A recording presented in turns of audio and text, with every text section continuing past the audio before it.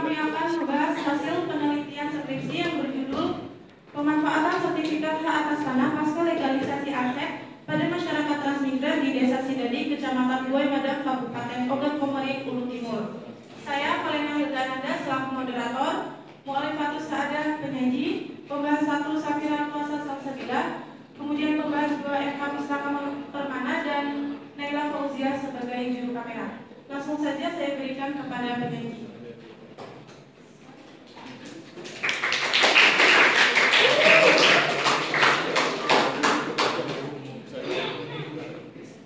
Baik, di sini saya akan menyajikan 5 poin dari materi ketiga, yaitu dari menit ke-41 sampai selesai.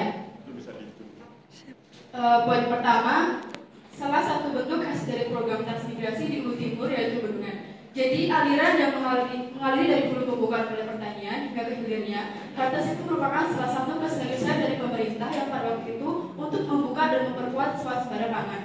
Poin kedua, kemiripan program transmigrasi dengan reforma agraria adalah memang bertujuan untuk pemerataan penduduk dan meningkatkan ekonomi di wilayah yang belum padat penduduk. Memang benar transmigrasi itu dijalankan waktu kolonisasi. Reforma agraria yang dipilih sebagai salah satu jalan untuk penyebaran penduduk karena pada zaman kolonisasi sendiri sudah ada bentuk kepemilikan atau hak atas tanah atas transmigrasi itu sendiri. Reforma agraria digunakan dan disandingkan dengan transmigrasi karena membuat pola kehidupan masyarakat yang baru.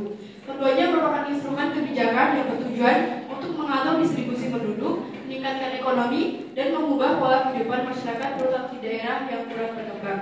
Pada poin ketiga yaitu literasi finansial tidak bisa mengabaikan efisiensi, yaitu seberapa besar energi atau modal yang dimasukkan dan dibutuhkan, kemudian seberapa besar yang dikeluarkan. Energi yang dikeluarkan harus seminimal mungkin dengan keuntungan yang didapatkan. Jika hanya menekankan efektivitas, maka yang dilihat adalah pencapaian hasil tertentu atau bagaimana modal dapat meningkatkan usaha. Jadi, tidak cukup hanya mencapai tujuan atau meningkatkan usaha, tetapi juga harus memperhatikan bagaimana sumber daya digunakan secara efisien. Lalu, poin keempat, jenis usaha yang banyak berpotensi keluar desa, yaitu seperti toko distributor telepon dan toko pertanian, dikarenakan permintaan pasar. Hal ini menandakan transformasi ekonomi dari pertanian subsisten ke ekonomi pasar yang lebih luas. Warung mempunyai potensi yang kecil dalam menjangkau pesan di luar desa. Kurangnya penggunaan platform digital dalam memasarkan usaha menjadi salah satu penyebabnya, yang dikarenakan kurangnya pengetahuan pelaku usaha mengenai pemasaran produk melalui platform digital. Poin yang terakhir yaitu literasi finansial berkaitan dengan prestasi bukan bisnis.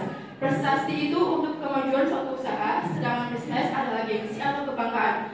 Yang terjadi pada masyarakat transmigran di Desa Sidadi ini merupakan contoh prestasi, yaitu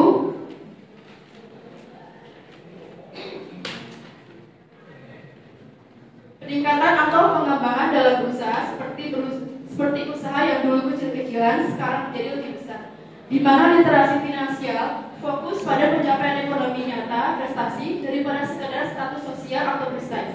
Hal ini mencerminkan proses adaptasi perkembangan ekonomi yang positif bagi masyarakat agraris dalam mengalami transformasi.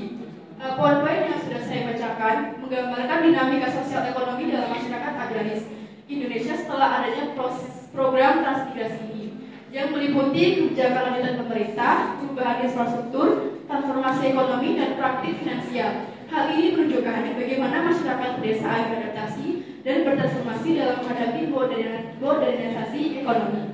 Apabila dikaitkan dengan teori sosiologi agraria, yaitu pada paradigma sosial, teori struktural fungsional bahwa setiap struktur dalam sistem sosial bersifat fungsional terhadap yang lain. Seperti contohnya pada program transmigrasi ini yang mempengaruhi wilayah yang kurang berkembang. Selain itu, juga dalam teori perilaku sosial bahwa ada hubungan sebab akibat antara reward dan punishment dengan perilaku seseorang. Contohnya, dalam pengambilan keputusan penggunaan sertifikat tanah pasca legalisasi aset sebagai tambahan modal usaha, maka hasilnya usaha semakin meningkat dan keuntungan yang didapatkan semakin meningkat. Terima kasih.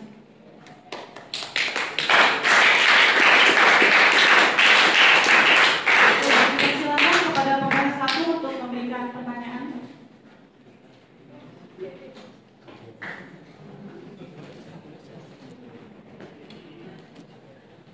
Baik, berdasarkan poin-poin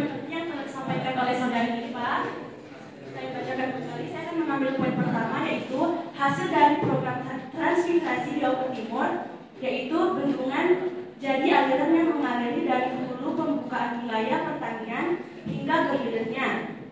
Itu merupakan salah satu keseriusan dari pemerintah yang pada waktu itu untuk membuka swasembada pangan.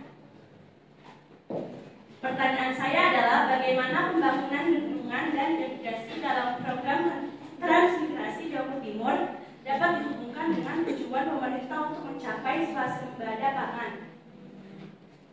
Karena jika dikaitkan dengan teori sosiologi agraria, yaitu pada teori paradigma definisi sosial, terdapat 6 poin substansi teori. Di sini saya mengambil 3 poin substansi yang saya rasa relevan dengan teori yang telah disampaikan oleh Iva. Yang pertama, tindakan manusia muncul dari kesadarannya sendiri sebagai subjek dan dari situasi eksternal dalam posisinya sebagai objek. Yang kedua, sebagai subjek manusia bertindak atau berperilaku tertentu dengan maksud untuk mencapai tujuan-tujuan tertentu. Yang ketiga, dalam bertindak manusia menggunakan cara, teknik, prosedur, metode, serta perangkat yang diperkirakan cocok untuk mencapai tujuan. Lalu pada teori yang kedua, yaitu saya mengambil teori interaksi simbolik, di mana pada poin pertama disebutkan manusia bertindak terhadap sesuatu berdasarkan makna-makna yang ada pada sesuatu itu bagi mereka. Teori ini saya rasa relevan karena membahas tentang pembangunan bendungan dalam program transmigrasi Jawa Timur dapat dihubungkan dengan tujuan pemerintah, di mana terjadi interaksi sosial dan tindakan yang saling menguntungkan terkait teori interaksi simbolik pada poin pertama.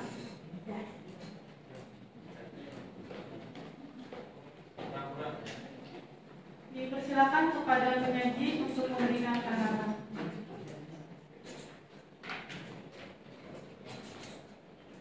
Baik, saya menjawab pertanyaan dari pembahas pertama, yaitu Mbak Safira. Tadi, bagaimana pembangunan bendungan dan irigasi dalam program transmigrasi di Hulu Timur dapat dihubungkan dengan tujuan pemerintah untuk mencapai swasembada pangan. Bendungan dan irigasi ini merupakan contoh pembangunan di bidang pertanian yang berfungsi sebagai infrastruktur strategis yang dapat menampung air hujan atau sungai yang selanjutnya akan dialirkan ke pertanian di daerah transmigrasi Hulu Timur. Karena ketersediaan air yang memadai memungkinkan bagi petani untuk menanam berbagai jenis tanaman, bahkan bisa selain padi, dan ketersediaan air yang memadai ini mempengaruhi kesuburan tanah untuk pertanian dan juga mengurangi resiko terjadinya gagal panen. Terima kasih. Saya kembali ke Mbak. Terima kasih kepada penyaji atas jawabannya. Selanjutnya dipersilakan untuk pembahas juang memberikan pertanyaan.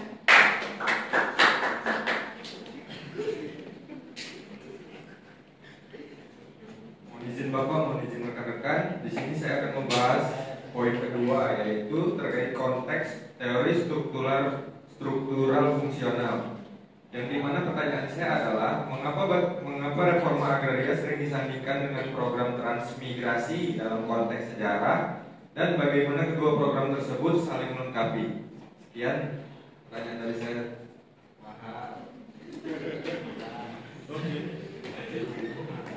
Kepada penyaji dipersilakan untuk memberikan tanggapan.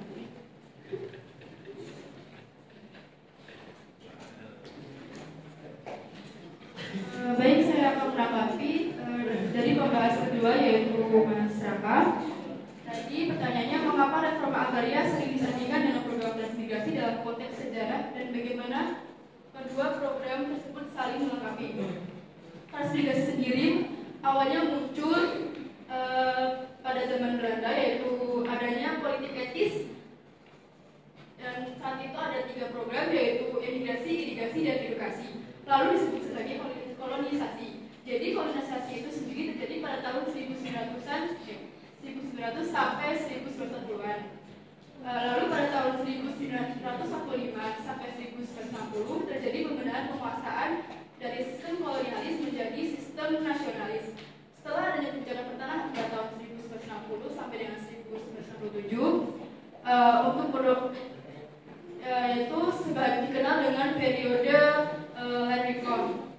Lalu baru saat era Soeharto diberlakukan lagi program transmigrasi untuk mendukung adanya program Replita, yaitu rencana pembangunan 5 tahun pada saat itu. Untuk meningkatkan kesejahteraan masyarakat transmigrasi ini juga diperlukan kebijakan pertanahan seperti penertiban tanah terlantar, redistribusi tanah, dan juga peningkatan legalisasi aset yang diimplementasikan melalui reforma agraria. Terima kasih.